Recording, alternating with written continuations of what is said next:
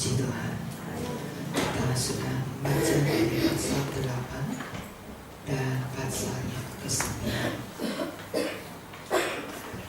Lihat perkembangan pekerjaan Tuhan yang sudah terjadi di antara orang-orang Yerusalem terhadap jemaat-jemaat yang ada di Yerusalem.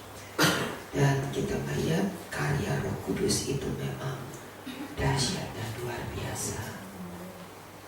Merupakan satu perkembangan yang tidak dikerjakan oleh manusia, yang bukan dikerjakan oleh manusia tetapi dikerjakan oleh Allah sendiri. Roh Kudus yang ada di tengah-tengah rasul-rasul dan murid-murid yang ada pada waktu itu telah membuat pekerjaan Tuhan di Yerusalem makin berkembang dengan cara Allah, bukan berkembang dengan cara manusia. Satu pekerjaan yang berkembang dengan cara manusia akan runtuh, besar seperti apapun itu. Tapi kalau pekerjaan Tuhan itu berkembang dengan cara Allah, maka Allah yang pertahankan dan Allah yang membuat semakin berkembang. Jelas bagaimana pasal 8 tiap-tiap perkembangan terjadi dengan kuasa Allah yang begitu luar biasa. Pertobatan para dukun di Samaria itu merupakan bukti bagaimana dukun-dukun itu mengakui ada yang jauh lebih besar daripada ilmu yang aku miliki. Mereka mencoba bertanya, mencoba mencari rahasia bagaimana caranya dapat mengembangkan usahanya. Dengan roh seperti apa mereka tidak peduli, tetapi yang mereka yakini adalah mereka pasti bisa berkembang. Tidak segan-segan kemarin kita baca bagaimana Simon rela membayar mahal kalau ia dapat membeli kuasa yang dimiliki oleh Petrus dan Yohanes. Filipus yang membawa banyak orang Samaria bertobat membuat Simon cemburu. Apa yang dimiliki oleh orang-orang ini? Kenapa begitu dahsyat? Kalau Roh Kudus memenuhkan seseorang dan terjadi perkara-perkara yang dahsyat, itu bukan barang yang gampang dikatakan, oh gampang itu bisa ditiru. Tetapi Simon, dia melihat bahwa ada kuasa yang jauh lebih besar daripada dirinya. Dia ikut juga dibaptis. Kita lihat ayat yang ke-13 pasal 8. Simon sendiri juga menjadi percaya dan sesudah dibaptis ia senantiasa bersama-sama dengan Filipus. Ia bertobat, ia percaya, dan takjub ketika ia melihat tanda-tanda dan mujizat-mujizat besar yang terjadi. Simon dukun ini, dia terlalu kagum. Ini kuasa jauh lebih besar dari yang aku miliki. Tak segan-segan dia berani bayar mahal untuk setiap yang dianggapnya sanggup dia miliki dengan uangnya. Orang kenal Simon itu dukun besar di Samaria. Tapi ini kata Simon, ada yang lebih besar daripadaku dan aku harus mendapatkan kuasa itu.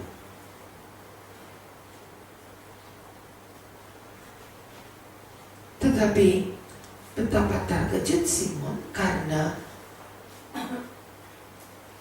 Petrus berkata, kamu akan binasa dengan uangmu, sebab kamu sangka bahwa karunia Allah bisa dibeli dengan uang. Tidak ada ayat 21 bagian atau hakmu dalam perkara ini, sebab hatimu tidak lurus di hadapan Allah. Tadi malam pelajaran Alkitab berkata, merpati.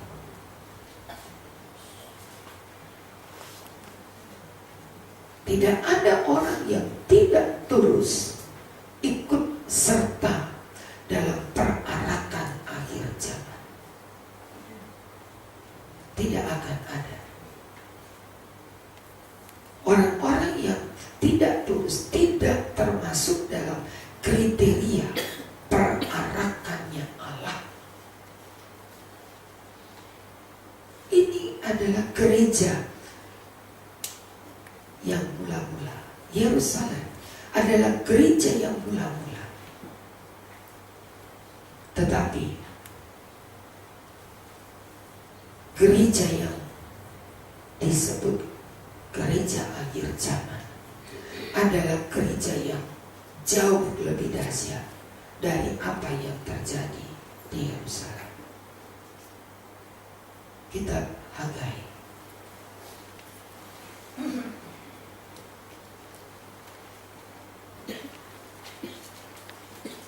Pasal yang kedua, Hagai pasal 2 ayat yang ke-10.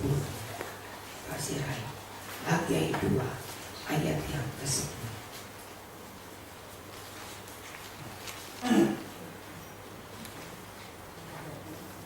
Hagai 2 pasal 10. Adapun rumah ini kemegahannya yang kemudian akan melebihi kemagahannya yang semula. Firman Tuhan semesta alam, dan di tempat ini aku akan memberi damai sejahtera. Demikianlah firman Tuhan semesta alam. Kemegahan rumah ini, kemegahannya yang kemudian, kemegahan gereja akhir zaman akan melebihi. Bukan megah karena bentuk gerejanya, bukan megah karena banyak orangnya. Kemegahan yang disebut bukan karena tampak pada kasat mata lahiriah kita, tapi kemegahannya yang kemudian, kemuliaan gereja Tuhan di akhir zaman akan melebihi. Kita baca kisah para rasul, orang sudah bengong membacanya. Kita sudah tak heran-heran membaca pengalaman-pengalaman gereja Yerusalem. Luar biasa. Hamba-hamba Tuhan memperbandingkan pelayanannya dengan pelayanan rasul-rasul. Waduh. Petrus berkhotbah 3.000 jiwa yang diselamatkan. Filipus berkhotbah dan orang-orang Samaria dalam jumlah yang sangat besar bertobat dan dibaptiskan. Luar biasa. Dan orang tidak bisa menipu Allah di dalam bait Allah. Tidak ada orang yang bisa menipu Allah. Semua tampak transparan. Tidak ada satu hati bengkok yang tidak dilihat Allah. Tidak ada satu hati yang julas yang tidak dilihat Allah. Semua dilihat Allah. Ketika Simon datang dan coba membeli dengan uangnya. Ayat 21 tadi berkata, tidak ada bagian atau hakmu dalam kemuliaan Allah. Tidak ada. Sebab hatimu tidak lurus di hadapan Allah. Tidak ikut barisan, tidak ikut perarakan, tidak ikut rombongan. Tidak. Rombongan perarakan Allah yang berarak dengan penuh kemuliaan, gak ikut serta, tidak ada bagiannya. Ditolak, saudara. Ketika hati yang tidak tulus, ketika hati bengkok, ketika culas, ketika memikirkan perkara-perkara yang jahat, mereka-reka yang jahat untuk pekerjaan Tuhan, ingat, Allah tidak ikut sertakan di dalam rombongannya Allah. Ngeri. Manusia tolak, gak ada artinya. Manusia tolak itu tidak berdampak apa-apa kepada kita. Tapi kalau Allah yang tolak, apa sebabnya? Dia berzinakah? Enggak. Dia seorang pembunuhkah? Bukan. Dia seorang yang melakukan perkara-perkara yang jahat, korupsikah? Dia enggak. Lalu kenapa? Hatinya enggak tulus. Mengerikan. Hanya karena kelihatannya sepele, hati yang tidak tulus, hati yang tidak lurus, ditolak oleh Allah. Tidak usah tanya bagaimana caranya. Sangat mudah bagi Allah tidak mengikut sertakan kita di dalam rombongan perarakan Allah. Ketika hati yang tidak tulus, Allah tidak bisa ikut sertakan. Ayo, yang penting rombongannya besar. Enggak. Allah lihat dulu sampai di dasar hati. Ada yang gak tulus, ada yang gak lurus, ada yang culas, ada hati yang munafik keluar. Kamu gak dapat bagian, kamu gak dapat hak. Garis bawahi itu, tidak ada bagian atau hak, sebab hatimu tidak lurus di hadapan Allah. Barangkali orang mengingatkan Petrus, Pak Petrus, dia orang baru bertobat, tetapi waduh, hebat loh, dukun bertobat loh, kau gak diikut sertakan si dia. Melihat kesungguhan Simon setelah baptisan, setelah pertobatannya, dia sudah melangkah dalam iman, dalam tanda petik itu begitu jauh.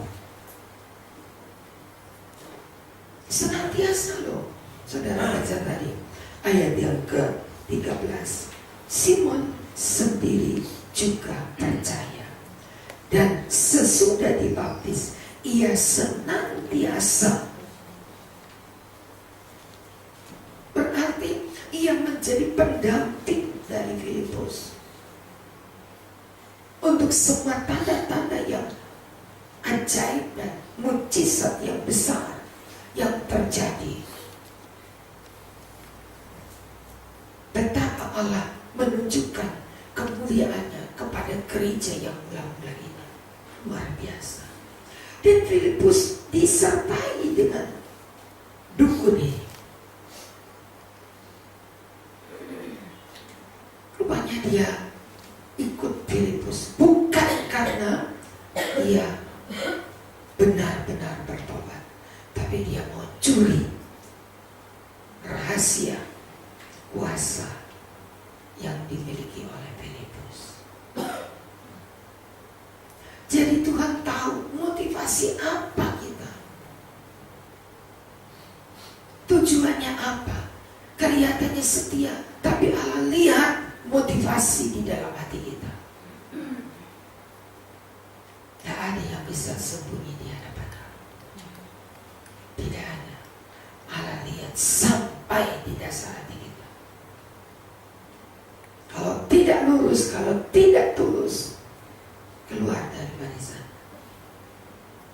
Tidak ada bagian, tidak ada hakmu, sebab hatimu tidak lurus di hadapan Allah. Bertobatlah. Ayat yang ke-22. Bertobatlah dari kejahatan dan berdoalah supaya Tuhan mengampuni niat hatimu itu. Sebab aku lihat ada empedu yang pahit.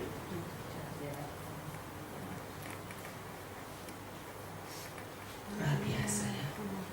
Roh Kudus itu gak bisa ditipu. Roh Kudus gak bisa ditipu. Ketika dia berada di tengah-tengah jemaat, semuanya jelas dan semuanya akan tampak.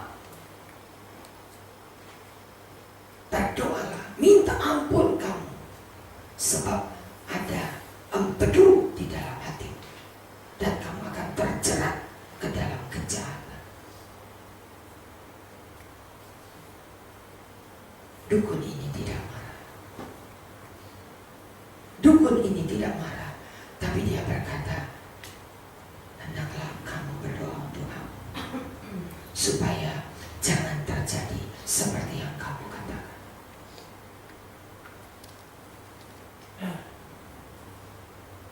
Simon benar-benar bertobat.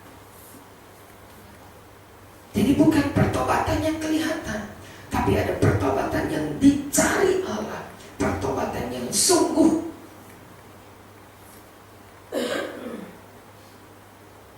Allah sedang memperhatikan hati setiap kita pada pagi ini, pada hari-hari ini. Roh Kudus sedang memperhatikan setiap hati jemaat Bulak Seren,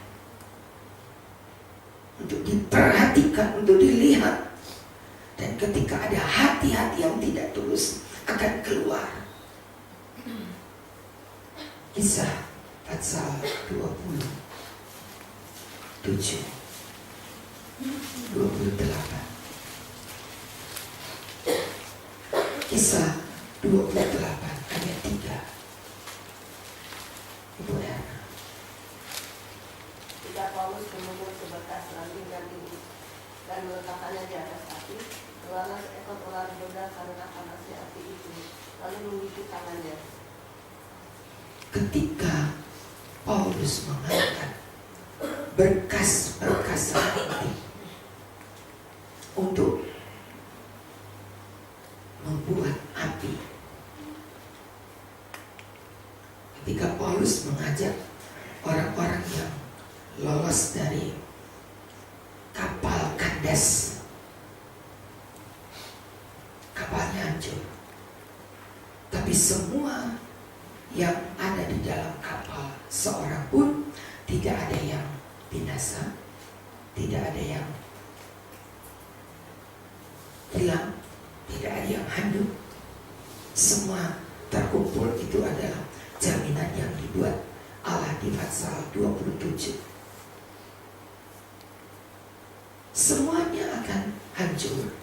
Ayat yang ke-22 pasal 27.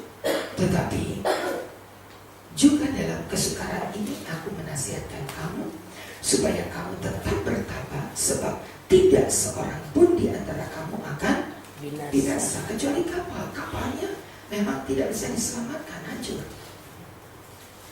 Nah, ketika mereka sudah terdampar di Pulau Malta ini dalam kondisi yang sangat dingin, Paulus bikin api.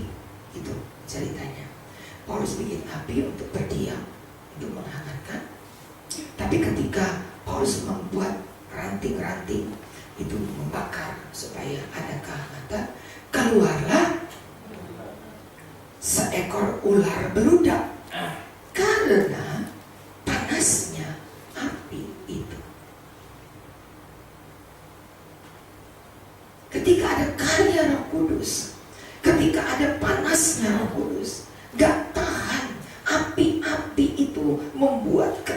di sekelilingnya menjadi panas. Tadi dikatakan karena panasnya.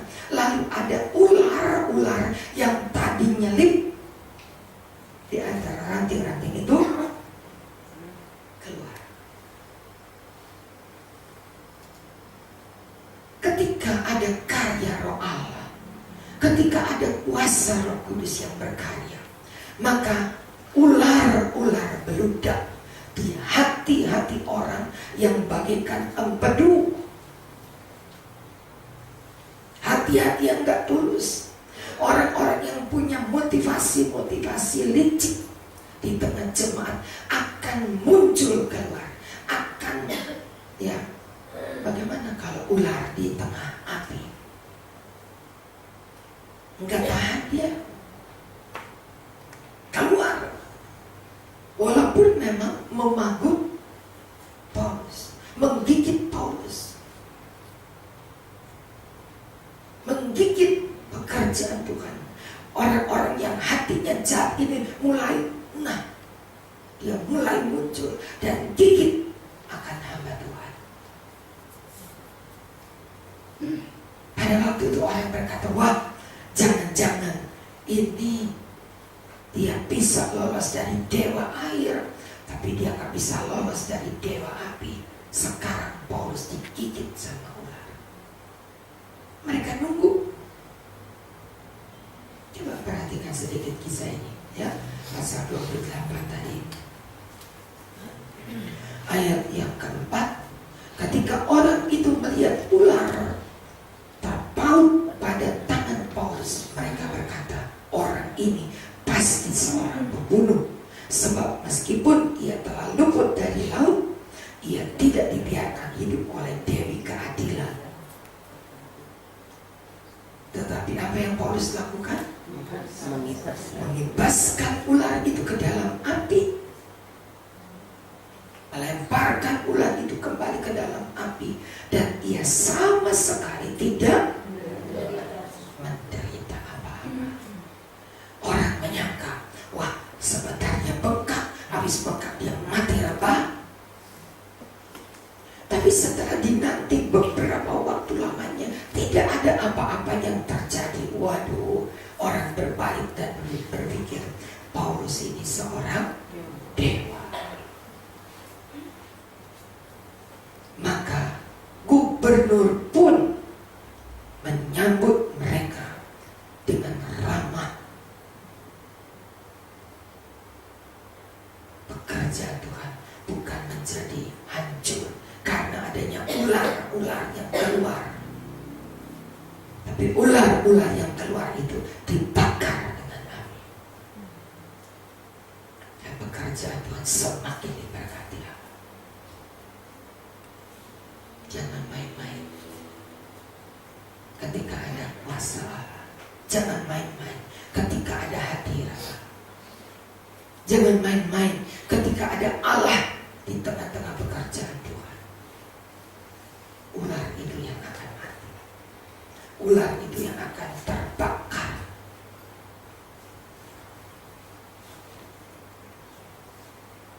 Sebab kita tidak berhadapan dengan manusia, tapi kita berhadapan dengan Allah. Biar kita sadar apa yang harus kita lakukan pada hari-hari di mana Allah berkarya. Jangan bermain. Eratkan diri dalam perarakannya Allah. Eratkan diri dalam kelompok arak-arakannya Tuhan. Jangan berarak dengan hati yang tidak lurus. Jangan berarak dengan hati yang culas. Jangan ikut seperti Simon tadi. Pura-pura dia sudah dibaptis, tapi dia punya tujuan lain rupanya. Dia sudah dibaptis dan senantiasa mendampingi Filipus. Tapi Allah tahu, Roh Kudus tahu ada empedu di hatinya. Ada tujuan lain, seolah-olah berjalan berdampingan, tapi ada tujuan lain. Roh Allah yang membakar hati Simon. Ini yang menjadi karya Allah. Kita bukan hidup di zaman gereja yang pertama, tapi kita hidup di zaman gereja yang terakhir, di mana karya Roh Kudus berganda akan mendampingi pekerjaan Allah, dan Allah sendiri yang berajar. Ketika ada hati-hati yang gak tulus, ketika ada hati-hati yang gak lurus, maka Roh Kudus akan mengeluarkan seperti ular yang tidak tahan dengan api tadi. Dia keluar. Bahkan dia pagut tangan Paulus. Orang lihat itu, wah, ketahuan deh. Rupanya orang ini pembunuh ini orang jahat ini pura-pura jadi hamba Tuhan. Paulus dengan ringan, dengan enteng dia kebaskan tangannya, dan ular itu lepas terbakar di dalam api. Orang masih menanti, tunggu dulu nih. Reaksinya 1, 2, 3 jam.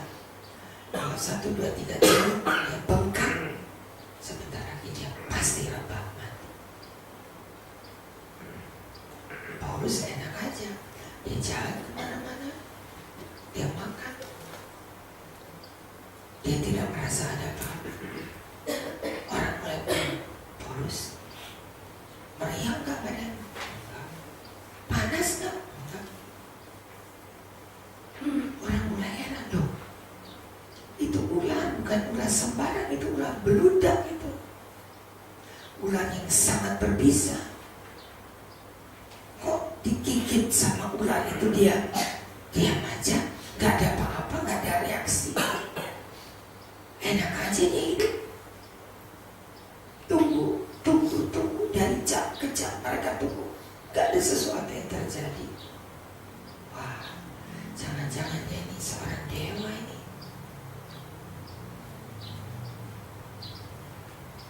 Dan orang banyak menjadi percaya kepada Tuhan.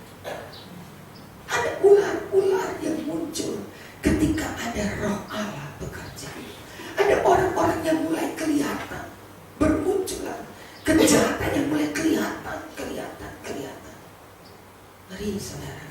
Kalau baca dan perhatikan benar-benar firman Tuhan, saudara lihat betapa luar biasa. Dan Allah izinkan terjadi untuk menunjukkan kebesaran kuasa. Bahkan Saulus pun yang sudah mereka-reka penganiayaan besar-besaran, pembantaian di Damsyik, ia harus berhadapan dengan kuasa Allah. Mengapa engkau menganiaya? Yang menghadap langkahnya adalah Allah sendiri. Siapa engkau? Aku, Yesus yang kau aniaya. Loh, aku tidak melihat. Aku tidak menganiaya engkau.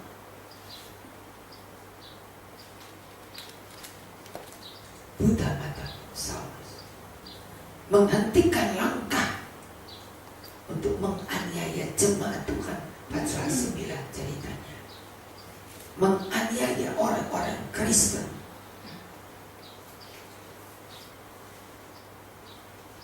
Tidak ada yang bisa mendengar kalimat itu. Orang-orang yang bersama dengan Saulus tidak tahu apa yang terjadi. Tetapi Saulus dengan mata yang buta dituntun, gak jadi berangkat ke Damsyik. Dihentikan langkahnya, dia dituntun masuk ke rumah. Ia berhenti di rumah Ananias. Rumah Ananias ada di jalan yang bernama Jalan Lurus. Hati-hati yang bengkok ditunjukkan. Tadi Simon, sekarang Saulus. Dihentikan langkah, dibutakan matanya, dibawa masuk ke rumah Ananias, orang yang mau dibunuh. Justru Saulus dibawa ke sana. Dia tinggal di sana selama 3 hari. Doakan dia. Itu yang Allah katakan. Doakan dia. Ayat 12. Ananias masuk ke dalam dan menumpangkan tangan ke atasnya.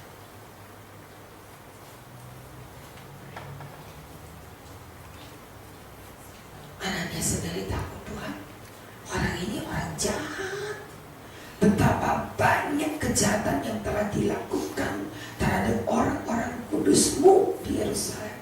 Dia juga yang perintahkan Stefanus untuk dibunuh. Ini kejahatan orang ini, aduh, udah luar biasa. Dan ia datang ke Damsyik ini untuk menangkap semua orang yang memanggil nama. Tetapi firman Allah datang kepada Ananias, pergilah, sebab orang ini adalah alat pilihan bagiku.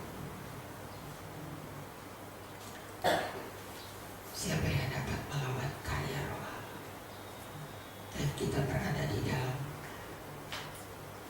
saat dekade zaman di mana kemuliaan gereja yang hari ini adalah kemuliaan yang melampaui gereja yang pertama.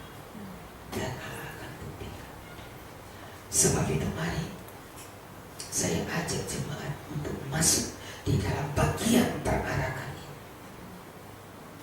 Yang pertama harus kita lakukan adalah luruskan hati kita. Jangan ada seorang pun yang kedapatan dikeluarkan dari barisan Allah. Jangan ada seorang pun yang akan disingkirkan. Bukan manusia yang singkirkan, tapi Allah yang akan singkirkan. Luruskan hati kita, saudara. Sebab yang lihat hati bukan saya, tapi Tuhan. Luruskan hati kita. Supaya jangan kita kamu gak ada hak, kamu gak punya bagian di sini. Tuhan, kalau sampai Tuhan sudah buat